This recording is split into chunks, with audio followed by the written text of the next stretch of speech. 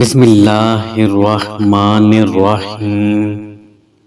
السلام علیکم۔ پیش 1,24,000 انبیاء علیہ السلام کو مبعوث فرمایا۔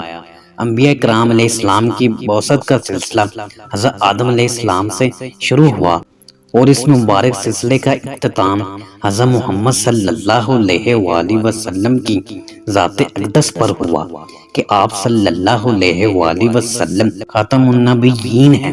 قرآن کریم میں متعدد انبیاء کرام علیہ السلام کے اسماء گرامی مذکور ہیں، جبکہ بعض انبیاء کرام علیہ السلام کے نام احادیث مبارکہ میں بھی ملتے ہیں۔ ان برگزیدہ ہستیوں نے ایک طرف لوگوں کو اللہ تعالیٰ کے پیغام سے روشناس کروایا تو دوسری طرف خود کو نمونے کے طور پر پیش کیا تاکہ ان کی پیروی سے دنیا و آخرت میں کامیابی حاصل کی جا سکے۔ آسمان نے دنیا کی گہما گہمی کسی بڑی خبر کی نوید سنا رہی تھی۔ تسبیح و تحلیل میں مصروف فرشتوں کے تجسس اور بے چینی میں اضافہ ہوتا جا رہا تھا۔ نظریں بیت المعمور پر تھیں اور کان اللہ کی پکار کے منتظر۔ بالآخر انتظار کی گھڑیاں ختم ہوئیں اور رب ذوالجلال کا حکم فضا میں بلند ہوا، میں زمین پر اپنا نائب بنانے والا ہوں۔ فرشتے اس فیصلے پر حیران تھے اور متعجب بھی۔ ان کا خیال تھا کہ جنات کی طرح یہ بھی زمین پر لڑائی جھگڑا اور فساد کریں گے، چنانچہ انہوں نے اس فیصلے کی حکمت معلوم کرنے کی غرض سے ڈرتے ڈرتے اللہ تعالیٰ سے عرض کیا، اے ہمارے رب، ایسے شخص کو کیوں پیدا کرتا ہے جو زمین میں فساد کرے اور خون بہائے، اور ہم تیری تسبیح حمد اور پاکیزگی بیان کرنے والے ہیں۔ اللہ تعالیٰ نے فرمایا، جو میں جانتا ہوں وہ تم نہیں جانتے۔ اللہ تعالیٰ نے حضرت جبرائیل علیہ السلام کو حکم دیا کہ قرہ ارض سے مٹی لے کر آؤ۔ حضرت ابو موسیٰ اشعری رضی اللہ تعالیٰ عنہ سے روایت ہے کہ نبی کریم صلی اللہ علیہ وآلہ وسلم نے ارشاد فرمایا، اللہ تعالیٰ نے حضرت آدم علیہ السلام کو ایک مٹھی خاک سے پیدا فرمایا۔ یہ مٹی تمام روئے زمین سے حاصل کی گئی تھی۔ یہی وجہ ہے کہ حضرت آدم علیہ السلام کی نسل میں مختلف رنگ و زبان کے لوگ پائے جاتے ہیں۔ حضرت ابو ہریرہ رضی اللہ تعالیٰ عنہ سے روایت ہے کہ حضور اکرم صلی اللہ علیہ وآلہ وسلم نے فرمایا کہ جب اللہ نے آدم علیہ السلام کو پیدا فرمایا اور ان میں روح پھونکی تو ان کو چھینک آئی، جس پر انہوں نے الحمدللہ کہا، یوں سب سے پہلے ان کے منہ سے اللہ کی حمد نکلی۔ پھر اللہ تعالیٰ نے حضرت آدم علیہ السلام کو 4 عظیم شرف اور مرتبے عطا فرمائے۔ نمبر 1 اپنے ہاتھ سے پیدا فرمایا، نمبر 2 روح پھونکی، اور نمبر 3 فرشتوں کو سجدہ کرنے کا حکم دیا۔ نمبر 4 اشیاء کے ناموں سے علم سرفراز فرمایا۔ اللہ تعالیٰ نے حضرت آدم علیہ السلام کو تمام چیزوں کے نام سکھا کر ان چیزوں کو فرشتوں کے سامنے پیش کیا اور فرمایا، اگر تم سچے ہو تو ان چیزوں کے نام بتاؤ۔ انہوں نے کہا، اے اللہ، تیری ذات پاک ہے، ہمیں علم نہیں سوائے اس کے جو تو نے ہم کو سکھایا ہے، بے شک آپ بڑے علم و حکمت والے ہیں۔ پھر اللہ نے حضرت آدم علیہ السلام کو حکم دیا کہ ان چیزوں کے نام بتا دو، سو انہوں نے ان سب چیزوں کے نام بتا دیے۔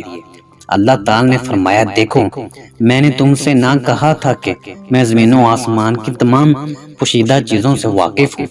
میں ان باتوں کو بھی جانتا ہوں جن کو تم ظاہر کر دیتے ہو اور ان کو بھی جن کو تم دل میں رکھتے ہو۔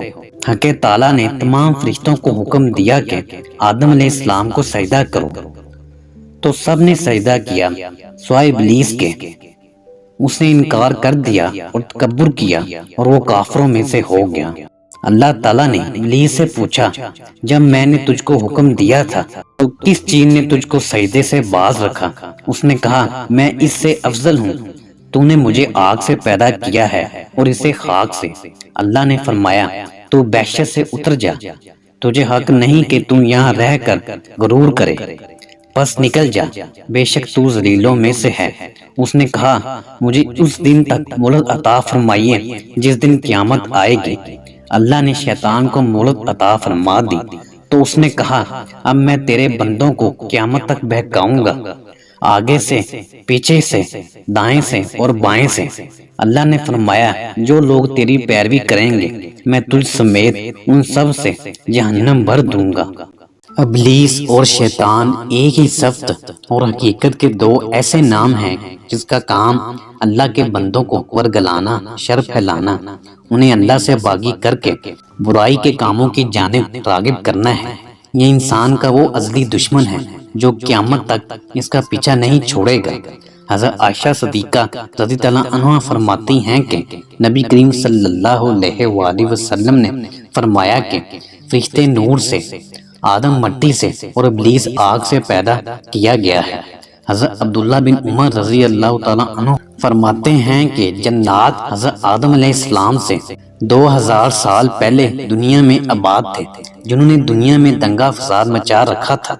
چنانچہ اللہ تعالیٰ نے فرشتوں کے ایک لشکر کو دنیا میں روانہ کیا جنہوں نے ان جنات کو مار مار کر سمندری جزیروں اور ویران علاقوں میں بھگا دیا۔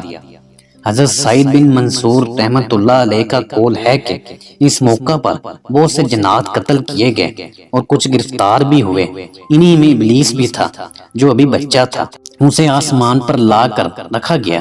یہ فرشتوں کے ساتھ عبادت میں مصروف ہو گیا اور بہت جلد علوم کا ماہر اور عبادت گزار بن گیا، چنانچہ اسے آسمانوں میں معلم الملکوت کے نام سے پکارا جانے لگا۔ حضرت عبداللہ بن مسعود رضی اللہ تعالیٰ عنہ فرماتے ہیں کہ ابلیس آسمانوں میں فرشتوں کا سردار بن گیا تھا۔ حضرت ابن عباس رضی اللہ عنہ نے فرمایا کہ ابلیس کا نام عزازیل تھا۔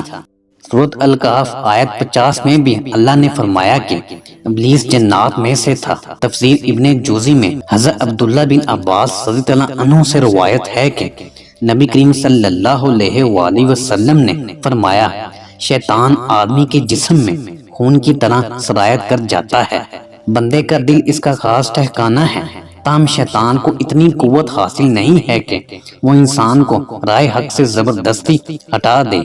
یہ دوسری بات ہے کہ وہ لوگوں کے دلوں میں وسوسے اور برے خیالات ڈال کر انہیں برائی کی طرف راغب کرتا رہتا ہے، اور یہی بندوں کا امتحان ہے۔ ہماری آج کی ویڈیو یہیں تک تھی۔